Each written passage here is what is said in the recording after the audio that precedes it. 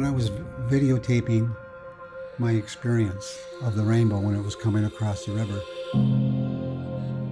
I have all sorts of things going through me. I couldn't comprehend what was going on. I was surprised, I was wonder, I was shocked. But all I know, it was something that was wonderful that was happening to me at that time. Then, after it stopped, I sat down and I thought for a second, who would have sent me this great power? Because I felt I was given the power of the world, that I could do almost anything. Let me rephrase that. I thought I was given the power of the universe, that I was sent something so special, so powerful that I could do anything with it. Because I think that's what the message was, that I was supposed to do things that I wanted to do when I was young. I wanted to be a hero. I wanted to be appreciated. And this is my story.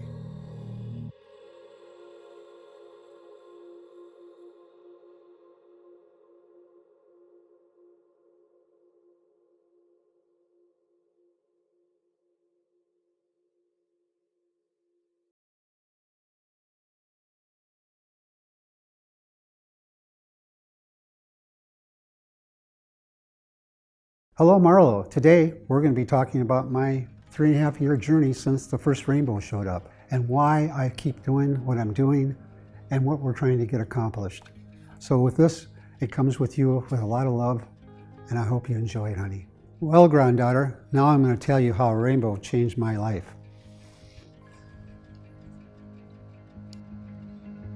You know, your grandpa was standing out in this lanai in my condo unit, and I looked out and I saw the most beautiful rainbow in my whole life, 4 miles wide, 2 miles away from me. So I sent a 45-second video to my daughters and tell them this is the most beautiful rainbow I have ever seen. I turn my camera back on, I say, I swear this rainbow is coming at me. I swear that rainbow is right in front of me. Just as we're talking, it seems like it's coming closer to me. It actually is coming closer. This is really wild. Look at it. It's right in front of me. The bird is flying right through it. Unbelievable. I can't look at the rainbow. I'm going to take a whole shot of it again. Look at this. I'm seeing a second rainbow. A second one next to it. I think you can see it. Honest to God, I can't even comprehend it. This is crazy. This is really crazy. I'm glad I'm making this video. Nobody would ever believe me. Nobody would ever believe this. And this came in right in my whole building complex. It just did the park in my building. That was it. Wow. Oh, unbelievable. And came within 200 feet of me. And the video was for 11 minutes. I taped this rainbow and it stayed there. Then the other end came across the river and then hit the other buoy right here. It was incredible. And as it got closer and closer and closer, I got more and more unbelievable feelings. I couldn't even comprehend them. For 11 minutes, I went through the most spiritual, uplifting experience that anybody could have. I was living in a miracle that I couldn't even comprehend. I was living in a different reality. It wasn't even the same reality when I experienced when it was happening. It was unbelievable. That rainbow put me on a new course in my life and wiped out a lot of bad stuff in my life and gave me the courage to go ahead and do things that I wanted to do when I was young. What happened after that, the experience, I went and sat down and I couldn't believe what happened to me. I felt like I got some sort of message, power at the same time. I don't know how to explain it. And I felt it was like I could almost do anything with this. And I asked myself, who would have sent me this? Because I never thought I deserved too much in my life. And I thought of my grandmother, because she was the only kind person in my life that I remember. I'm sure there was others. Between the ages of 7 and 10, I spent the summers with my grandmother, and we had a special relationship. Her name was Mame Dimmer, and she's quite a woman. She was the kindest woman I ever have known. At least she was the most kindest woman I've ever had in my life. She understood me, and she helped me, and she was my friend. Well, during those summers, she would tell me stories about Rainbowland. And it was a magical place where I could be a hero, because I really didn't like the world. When I was young, I was bullied quite a bit. And I ended up just sort of hiding and being in the shadows and making sure that nobody really saw me too much. I had a lot of handicaps, and I couldn't speak very well, and I had a club foot, and I really didn't know how to communicate with people. So I went to Rainbowland to escape, because that was the only place I was happy. I would fight wars, I would solve problems, I would be a hero. And now maybe I can be a hero in this world, and maybe bring Rainbowland to this world a little bit more. After that experience, I couldn't believe it happened. I called your mother, and I sent the video, what I experienced, to your mother and my 2 daughters. And I even said, don't share it to anybody, because I thought it was so important what happened, I didn't want them to share it. And I had to think about what I was going to do. You know, to be honest with you, honey, you know, I didn't really believe what happened to me, that I sent the video to a person I was working with. What I did is I sent it to a guy named Chuck. He worked for me when I had my company. And I said, Chuck, do you see the rainbow? Because I don't know if I would be the only one to see it. And he said, yes, he could see it. So then I felt a lot better. I guess that's the only way to say it. And I kept watching for days after, is it real? What happened to me? Was it real? Real? I didn't know. And I was really confused. I was going through like a transformation of some sort of transformation. Everything was going through me in different ways. I don't know how to explain it. I guess the best way to explain it, it was an experience that everybody should have happen. Did you hear that thunder? That's interesting. Honey, thunder, I was saying that. I guess we got a storm here coming. Well, anyhow, because that experience is so wonderful and so uplifting that if everybody had that, it would be an amazing world. So I started searching the internet. Now, how I did it, now I've never searched the internet in my whole life. I don't know how to read or write very well. And so all I knew was to ask Siri about rainbow prophecies, rainbow this, rainbow things. I didn't know what happened to me was real or a dream or anything else. It was like I was in a different reality in some ways. And it was like that for quite a days after. It was really strange, but it was uplifting. I went through all sorts of emotional turmoil and reflecting on so many things. It was like somebody entered me during that rainbow experience and went inside of me and pushing all sorts of bullshit out. That's about the only way I can explain it. I went through a transformation of some sort. And I didn't even believe in anything in my whole darn life, honey. I mean, I didn't believe in God. I didn't believe in anything. I just thought the Bible was made up to control people, you know. And because, you know, you go back in history, you know, they used the Bible to really punish people in a lot of ways. They had a lot of power. And I didn't like that. So I was done with that darn religion stuff. That's why maybe this hit me a lot harder than normal, because I didn't have any idea of this. I never believed in God or Jesus Christ or anything like that, because I was even raised Catholic. I thought it was just sort of like a con game in some ways, because all I remember is they made you sit in church for an hour and I didn't want to be there, and then they kept asking for money. I don't know. And that's how I looked at it.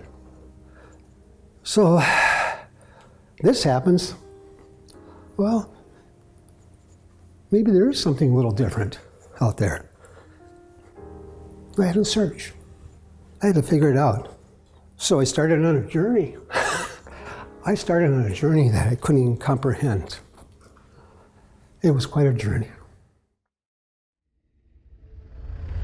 I've always taken things farther than most people and tried to make us succeed, because when I was young, I felt that I was very inadequate.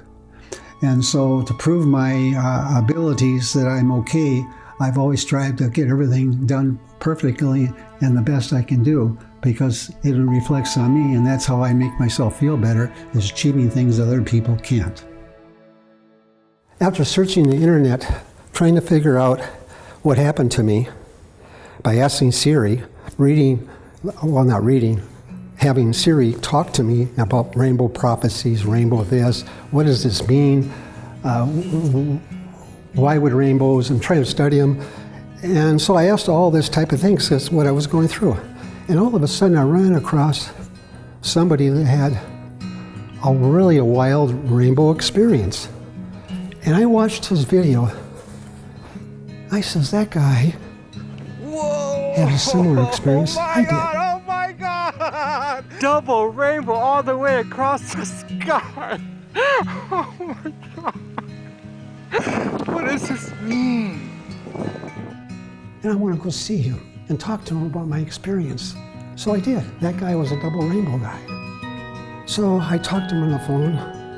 I sent him a letter of some sort, maybe tell him or email, and I'd like to meet him. He said, come out, and I flew out there. So God sent a rainbow to Bill so that we could do things together. I think that the rainbow came to you in that unit for a reason, Bill. The rainbow wants me there. I have to believe that's true because everything points to that. I love you, Bill. I love you. You're awesome. Cool guy, my new friend, Bill. You know, I've been trying to put this together, the Rainbow Movement, and trying to make it work for the last 3.5 years. But where has it gone? Well, you know, I spent a lot of money and it doesn't seem like we make much progress. Why do I keep going? I believe in what we're doing, and what happened to me was real. And so I have to trust all the experiences I've had since on this journey. They added up that I'm supposed to continue going. If all these little things didn't happen to me, these miracle experiences, I wouldn't have done what I've done.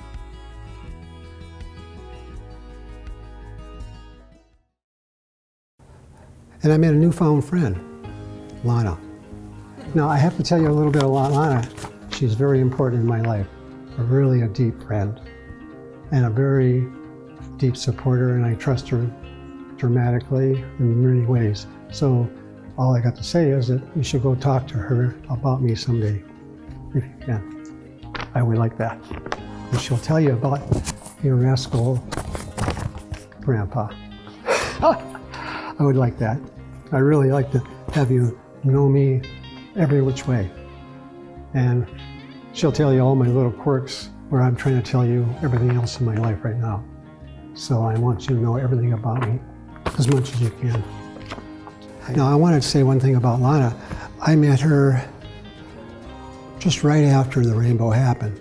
So maybe the Rainbow Center. I think so. Bill had always been the type of person to be very, work-related, work-oriented, spent a lot of time on the road. Work was his primary goal, was to make as much money as possible, take care of his family. And so after his rainbow experience, it kind of opened up his mind and his heart to wanting to help people.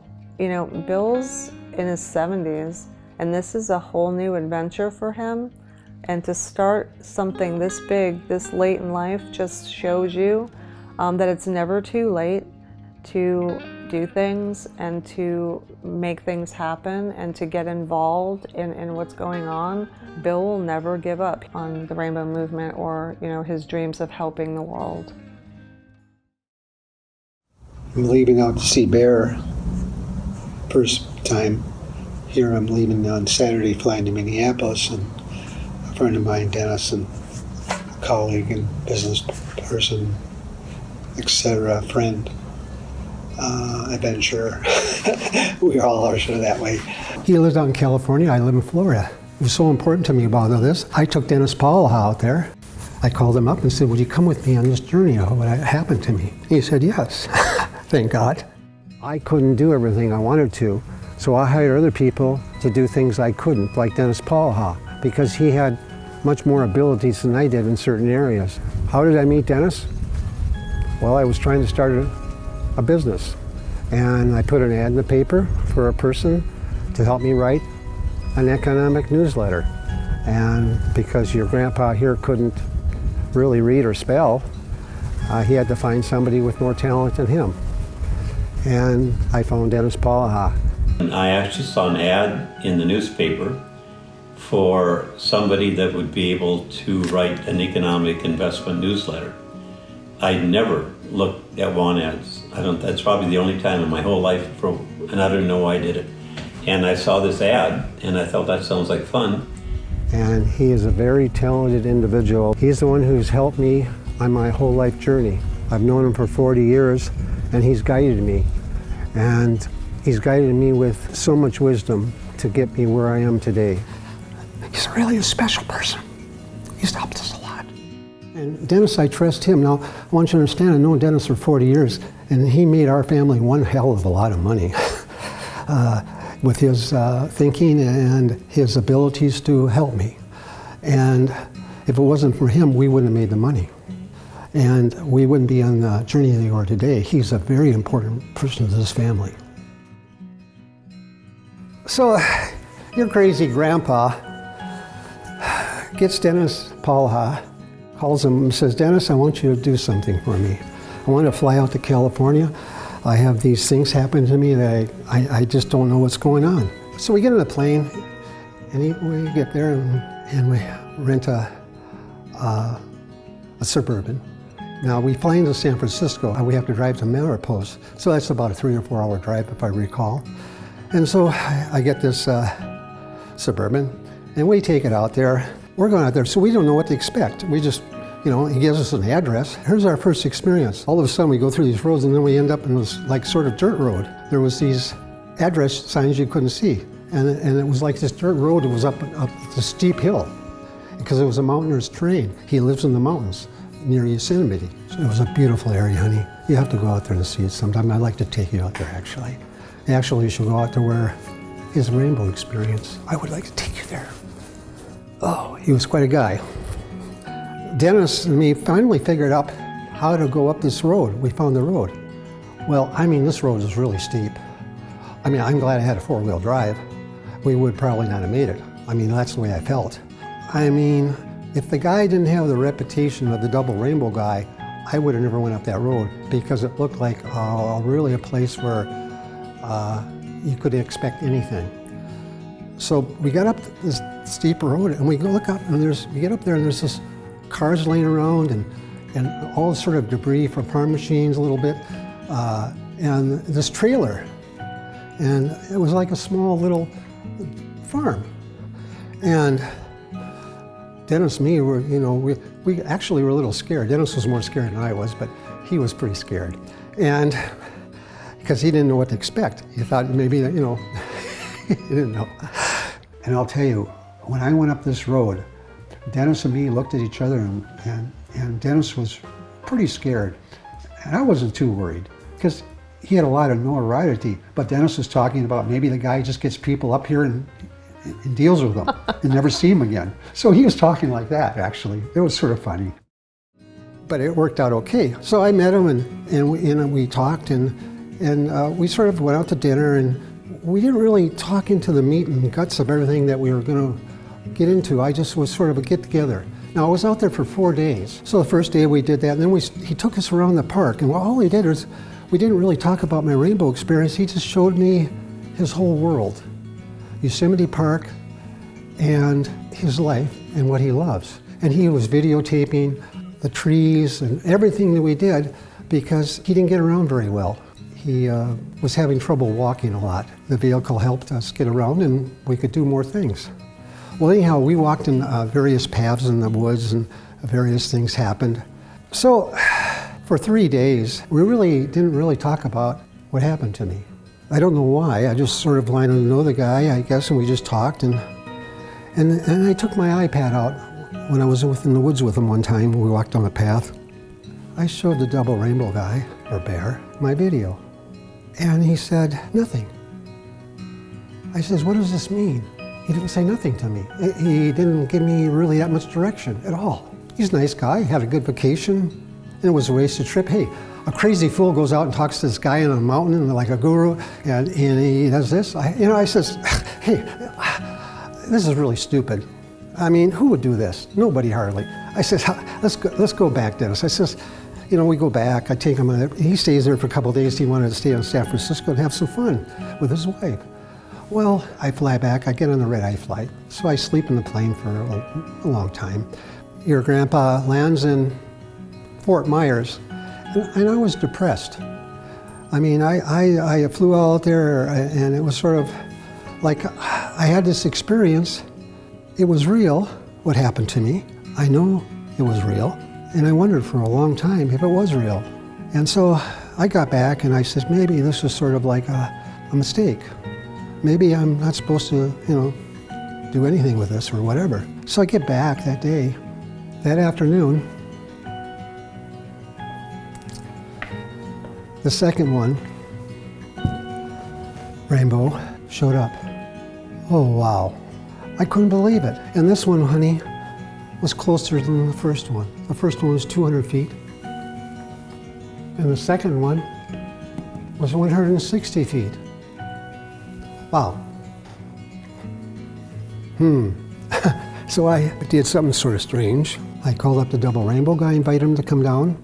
I told him a little bit what happened. I called Dennis Paul, and I called a bunch of people, 8 people, and told them I wanted them to come down and talk to me because what happened and the second rainbow. So I fly 8 people down. After that rainbow experience, the second rainbow, I didn't know what to do. I had to think, and so I had to bring a bunch of people around me that I could trust. So Dennis Paul, he brought his wife down, and I called a few others. And I also brought down the double rainbow guy. I asked him to come down and sit with us. Well, because of my handicaps, I always had to search out other people to help me to achieve things. And that's one of my successful stories, is finding people that could help me. Dennis Paul is one of the people that has changed my life. If it wasn't for him, I wouldn't be where I am today. So there's a number of people in my life that have helped me achieve things. And if you don't have those people to help you, you can't go anywhere in life. At least that's what I found. So I needed help. I didn't like asking for help. I never did, because I always wanted to stand by my own 2 feet. So it was a little bit hard for me to ask for help. But once I started doing it, I felt that was the only way I could achieve what I wanted to do, because I needed help to get it done. So that's what I did. Bill is an inspiration to people. He shows you what you can accomplish if you put your mind to it, and that even if you have handicaps, especially for people that do have things that are holding them back, Bill is a prime example of what diligence and hard work can do. So he brought in friends and employees from his past. First thing I talk about when I get them all in a group for the first day they're here, I said, I don't know exactly why I flew you all down here. Don't know exactly what to do because of the experience I had. And we went around and introduced everybody and talked a little bit about themselves. We were all really excited about the potential of where this could go. I don't think anybody really knew what we were going to be doing necessarily, but we just knew that it was going to be something exciting. Something happened that was unbelievable. Now I have to understand, honey, I got 2 condo units. I have this one and the one next door. And I was with 4 people in the bedroom in one area, and there was people next door. And this is sort of, I'll give you this short story. I was telling Dennis about that, and I was telling him I think I'm supposed to swim through the rainbow, and as soon as that last word come out, rainbow, this was happening. All of a sudden, the door slams. At the same time, a thermostat flies across, hits the other side of the wall. Doors open, and next door, a 6-foot statue falls over that stood up during a hurricane. Everything happened really quickly. We had a bunch of people around in all different directions who were getting ready to have a meeting. And I just remember a really loud bang, and I felt a big rush of energy. Wow, bang, right through the whole place. I was just trying to take a shower before a meeting, and then all heck broke loose. The doors fly open. Thermostats are flying off the wall. Light plate switches are flying off the wall. I didn't have a clue what was going on, and neither did anyone else. And we could literally feel the energy moving, and you know, just the ground felt like it was vibrating. And so I went to look outside to see if there was an explosion, and there wasn't anything that I could tell. And then I came here and I noticed that this leopard actually had been toppled over, and that a lot of the trees had also fallen over. And the curious thing here is the leopard might be about 60, 70 pounds. The trees, there are some cement blocks holding them together, but with all of those falling, it shouldn't be able to make such a loud noise and to shake the building like it did. Now Debbie, but she's into the spirit world. I didn't know that when I brought her down. That was sort of strange. I brought her down. I never was involved in that. I never even cared about that stuff. But she said, it was a spirit that went through here. Wow. Well, I mean, I couldn't explain it. Happening in both condo units. People were next door. The double rainbow guy was next door where the 6-foot statue fell down. And Debbie. Ken happened to be standing outside. It just happened to be everybody is spread out. It was incredible. That got my attention, something like that. I couldn't even comprehend. Your grandpa's not too stupid. And I went ahead and I tried to figure out what could have happened. And I couldn't. So the day they get down here, this happens, all these witnesses. It was incredible. Well, I said to myself, well, I'm supposed to tie up, and the double rainbow guy is here, and all these people, and we're supposed to be working to do something together. And I didn't know what in the hell it was going to be. A lot of things happen next. It's been a long journey. A lot of things happen. Wow. So where do we go from there? And we thought maybe trying to do park events or working with different charities, and we did something called the Bargain Bill Show going around, trying to figure out what to do. Now, your grandpa's never done anything like this. I've always been straightforward, hardcore guy that just wanted to make money. And I made a lot of money. And I've worked with your grandfather for 40 years.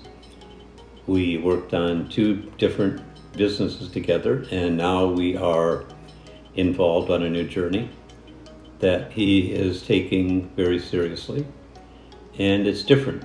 The other 2 businesses that he did and ran were focused on making money. This time he's hoping to make the world better.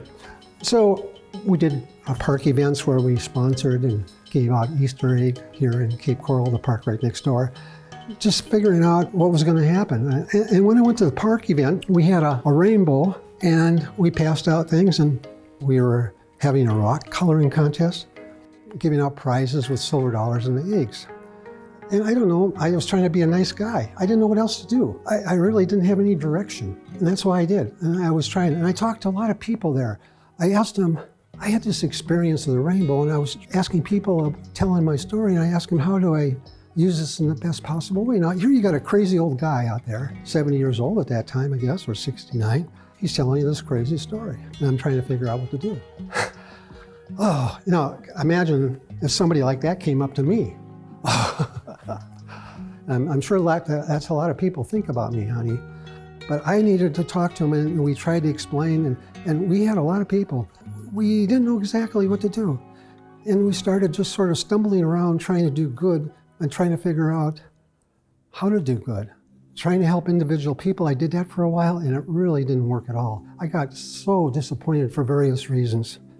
So then I started thinking, you know, maybe I should shoot my sights higher in doing things. And so I started searching about how you could help a lot of people at once. Well, that would be helping organizations that deal with people to help people. So we did these park events, and we stumbled around, and I sort of was going to give up on what I was doing. And I got discouraged after a year, and I put a lot of effort in. I spent a lot of money. I mean, a lot of honey, a lot, trying to figure out the puzzle. Because that's what I felt sometimes, but something kept pushing me. with another event, another rainbow.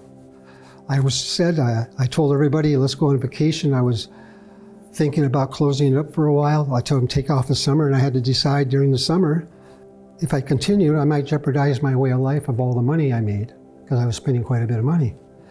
And maybe I should not do this, and maybe this is sort of crazy. And your mother and my other daughters, didn't want me to do any of this. They didn't want anything to do with this, honey. That's the truth. They think I'm probably crazy as hell. And we haven't had anything too much to do anymore, talk much. And that's sort of one of the reasons why I'm making these videos, to give you my side of my life here, for you to understand. And this is quite a journey, and I guess I wouldn't be making these unless the rainbow came, to be honest with you. The third rainbow came. I said, I want you to understand, your grandpa's crazy enough to go ahead and put cameras in to fix rainbows. The first two I captured with just a camera. Well, this one, I put in these camera system. Well, this one I caught unbelievable pictures of. And this rainbow, Lana was here and 5 other people, and it came within 10 feet of me. I couldn't believe it. Another sign. I guess that's what I say. Some of these look like signs to me that I'm supposed to do this. This one we captured in the middle of the river, forming in the middle of the river, turning into a double rainbow and coming in within 10 feet of the camera.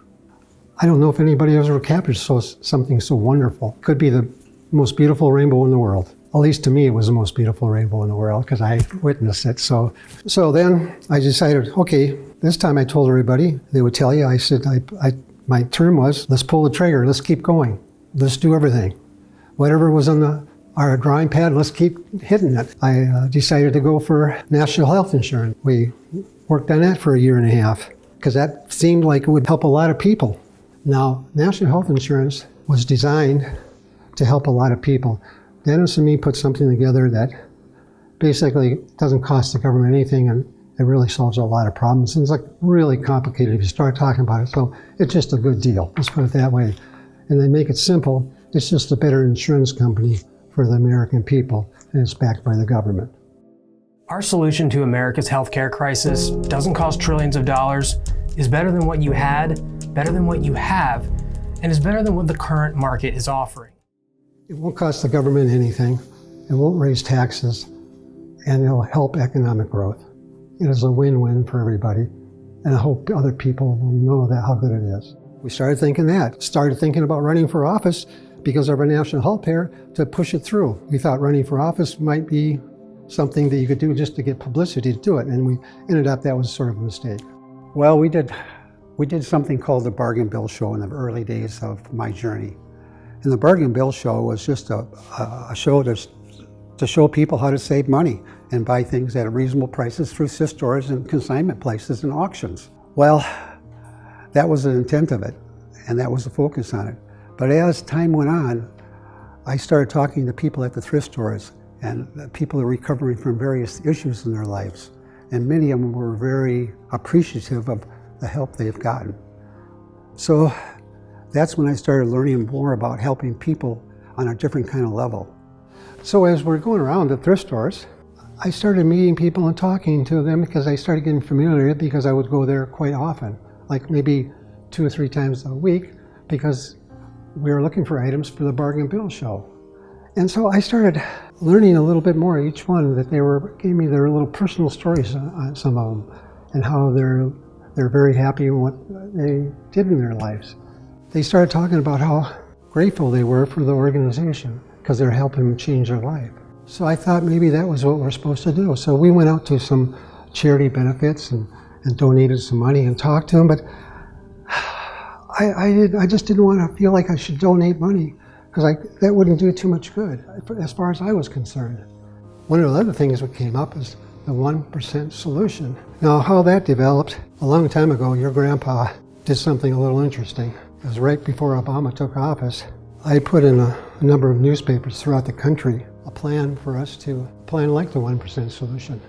At that time, we were going into a crisis of the housing market. And the only thing that would save it, because everybody was losing their homes, was the government to refinance everybody's mortgages at a lower rate and get them into a lower payment, and they would hold on to their houses. And it would have worked. That's the gist of it. And basically, 1% solution is the same way today. Basically, the government buys all the mortgages. They give the American people a 1% mortgage rate. That's a win for the American people. And the good part about that, all the money that they take out of the housing market, mortgages, all that money, they pay it off, has to chase other things. And that'll spur the economy too. The increased spending from the increase in disposable income is a solution to the short-term crisis. Long-term, the 1% solution does even more. It creates wealth through equity. A 1% mortgage rate lets more families move from renting to owning, giving more families an opportunity to accumulate wealth for retirement or for their children's education. A homeowner accumulates equity in a home as the principal is paid off year to year, and also as the value of the property increases. Mortgage payments end when the mortgage is paid off. Rent payments never end. When mortgage payments end, the homeowner has even more disposable income and also equity in the home. Renters do not have that accumulated wealth. And because rents are virtually guaranteed to increase over time, the difference between a homeowner and a renter in retirement is massive. That's why we need more people to be owners, not renters, if we want to increase incomes, profits, and economic growth over time. We think that's the greatest thing to solve so many problems in this country in many ways, more ways than you can imagine. You just have to take a look at it, and I hope it works. I put a lot of time into trying to put it together with Dennis, and Dennis did one heck of a job making this probably one of the best plans that anybody can put together to help the American people right now in this time. I really believe that.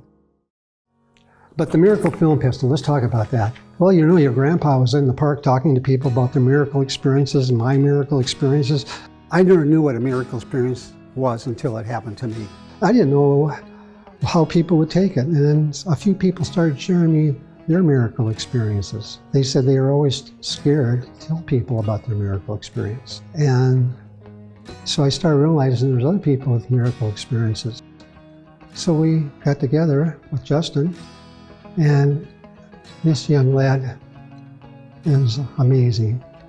And I'll tell you the truth, honey, it'd be hard to go without him. He has been wonderful. He's probably brought us more faster and better than anybody else could have done. And you should talk to him about your grandpa too. He'll tell you the truth. I think so, at least. So we got together with Justin and created a film festival called the Miracle Film Festival. Now we'll take all sorts of films, but it is really designed for people's miracles. And one other important thing, to help nonprofits throughout the country, that they can submit their videos to us and show us what they're doing, and people can judge for themselves and check them out if they want to. The organization, go out and visit them, take a look at what work they're doing, and if they want to support them, then support them. One of our most important rainbow projects is globalconscience.world. What we're doing is we're trying to do a worldwide effort to solve problems in the world, and that is global warming. This is designed for the people of the world to get involved, to put pressure on people that are doing bad, and to support people that are doing good. The governments and corporations need a little push. They haven't been making a lot of progress, they've been making some, but the only way we're going to really make progress is the people of the world to join together to put pressure on them. Well, an idea that we came up with was brand ambassadors. Now, why are they important? Well, because they're going to tell everybody our story and get more people to join our organization. Music is a universal language. It breaks down barriers of language and culture. That's why we're doing a music video promotion to spread the word, to solve the problem of global warming. That's the only way that we can make this happen, is working together. Our goal for Global Conscience is pretty simple. We just want to have a better world.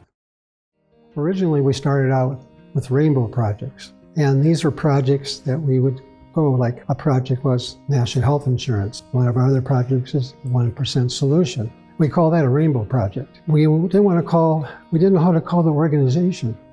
We thought of all these different names, And so we decided to call it the Rainbow Movement. Really a lot of work and a lot of problems, and a lot of times you want to give up.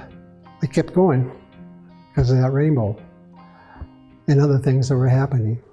Like a license plate that had rainbow on it. Let me tell you a little bit about that story since I brought it up. During that period of time, your grandpa had he thought, well, it'd be nice to have the rainbow plate. Something popped in my head. Rainbow plate. I said, that would be nice to get that. So I asked somebody, I know it probably wouldn't be available. I asked somebody to check on the internet. He says it's not available. Okay. Well, about a month later, I was with somebody else that was working with me. I asked them to check for me. Could you check and see if this rainbow plate is available from the state of Florida? No, it's not available. And I just thought maybe the first person made a mistake because something just pushed me again. Well, then another month later, I had a brand new person came in. It was her first week, I think. I said, can you check and see if the plate of rainbow is available at the state of Florida? And she says, no. Well, then what your grandpa does, go down and get it. So, because I didn't know how to fill forms out and do all that, I says, come on down, I think I'm supposed to get the license plate, rainbow. She looks at me really strange. So I go down there and to the license plate here in Cape Coral. I want to get the plate rainbow. Now the regular lady that worked there, she wasn't working there. She was out to lunch. So the lady was a supervisor, and she checked the computer and she says, very, nonchalant, it's not available. I says, well, I think I'm supposed to have it. Can you check a little further? And then she checked. I says, well, let me make a call. She comes back about 5 minutes later and says, I have to make another call to Tallahassee. I'll be right back. Well, she comes back 5 minutes later and with a surprised look in her face and says, plate's yours. So that's how I got the rainbow plate. What happened was it was frozen in the system since 2003, I believe, something like that. And until somebody went in and asked for it, you couldn't get it. So that's how I got the rainbow plate. Crazy story, isn't it? That was one of the reasons I keep going. Different things like this happen, honey. Do you follow them or not? After the third rainbow, I told the people around me, we can't really expect anything else from rainbows. You had the first rainbow that was 200 feet, the second 160 feet, then 10 feet. Now, how do you improve on that? You can't really, as far as I'm concerned. So I said that but we got 3 rainbows, that's all I need. The fourth rainbow. Now, the fourth rainbow was unbelievable. And here it was, honey. It was right in front of us, but it was right in the middle this time. One end of it, not over here. It was right there. I didn't know that at the time because I just saw it rainbow and I says, well, go ahead and sort of do another drawing like this to show me where it was at. So we have Mike who has done these and calculates, and he's done this a couple times and he knows how to do it. So he did all his calculations and used Google and everything else in the world. Lo and behold, this is the trajectory. Now your grandpa been parked his car there every morning with a rainbow plate on it. And before that, he was parking there with a sign, a small, short sign that I had. And I put it in the back of my car. And that's where the spot of one rainbow, and I could honor it. And I've been telling people for 2.5 years about my rainbow experience there. Now, I think everybody in the neighborhood thinks I'm crazy as hell. Let me tell you a time frame, honey, of all these rainbows real quick here. My first rainbow showed up on July 3rd. Now, this is an important date. I didn't know that at the time, but that's the same day, July 3rd, that Bear's video went viral, where he ended up getting 50 million hits on his viral video. So that was another coincidence in this whole puzzle that I'm on and journey. The second rainbow came August 17, 2017. Now that was only roughly about 5 or 6 weeks after. And that was when I went out and saw Bear. The third rainbow came on August 15, 2018. And the fourth one, September 18, 2019. Now, this one was 48 feet from me, and that's the one that hit the park. Well, Rainbow 4, Debbie and Justin were here when this happened, and that sent us into all sorts of different directions. The fourth rainbow was really a heavy-duty sign for me, and that's when we started the Rainbow movement. So I want to say one thing, honey. It is one of the most wonderful things that we can create for everybody. So I hope you'll be proud of your Grandpa. I'm doing it for myself quite a bit, but I'm doing it for you too, to prove to you who your Grandpa is. I need a piece of paper to go over things because I have a bad memory and I can't remember very well because it's one of my handicaps. One of the good things with a bad memory, I'll tell you one thing, really hard to lie because you can't remember what you said, so if you want to not look bad, you always have to tell the truth. Everybody should do their work in the way that works the best for them. And I'm trying to do it the way I think is best for me. Because there's hardly anything I don't think we can do can't do, I guess, with this movement. I think we can change the world. I've put my life and soul into this the last 3 years, trying to figure out the puzzle of the rainbow and what we're supposed to do. When I first had the rainbow happen, I didn't know what I was supposed to do. And I tried to figure it out for the first year. I went on different paths, different journeys. But now I think we're on the right path. Well, I'm building this with a heart that Marla will take over. I want my granddaughter to be proud of me. The legacy I want to leave you is the Rainbow movement. I want you to take it, pick it up, and make it the best organization in the world to help people. I always said that if with enough time and money you can accomplish anything. You can build a bridge to the moon. And then I had a miracle happen to me, and it sent me a message. And the message was to do good in the world and make change, to be a hero and love other people. I've always been a man of action, and when you have that energy that the rainbow gave me that day, you can create and make anything happen. The rainbow gave me the ability to do things that I never thought I could. I've been blessed by these rainbows. They've come to me and they've showed me a different world and the possibilities, and gave me the abilities to do things that I never thought I could. Because these rainbows inspire me to go beyond myself, beyond everything, to look at the goodness of the world and try to help things and fix it. Because we have a lot of problems right now. And this is a time that we need to bring everybody together. The Rainbow Movement is really a charity to help the world, to give back. I've been fortunate in my life and unfortunate in my life. I could justify a lot of things in my life, but I can't justify not to follow what I've been given through these rainbows. I want to be able to go to my deathbed granddaughter and tell everybody that I did my best I could to make the Rainbow Movement happen and to make change. And I can't even think of how much it means to me that these were sent to me, because I believe that there is somebody else out there looking for me. All my life I've been sort of hiding and afraid, because that's how I was when I was young. I was always afraid and always quiet and always scared. And I went to Rainbowland because that's the place where I could be free and think about things and be happy, because that was the only place I was happy, was Rainbowland. And now I'm in Rainbowland again, and I'm happy. I'm very happy at what I'm doing. Well, granddaughter, when the first rainbow came to me, I asked, who would have sent me this? And it wasn't even immediately. It was my grandmother.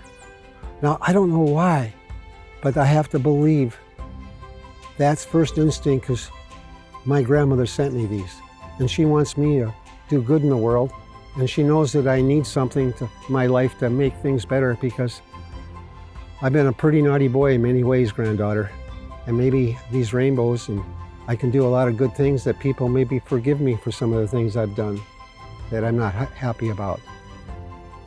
So this is a way for me to redeem myself. I am so thankful for the opportunity to do this, because not too many people ever have an opportunity to do this. So I feel very fortunate. My grandmother sent me these rainbows to encourage me to change things with help. And now I'm trying to use that, what was given to me, to make change in the world. And I'm not just doing this for you, granddaughter, or for my grandmother, or for myself. I'm doing it for the people of the world. I want them to know that I'm a good person down deep inside of me.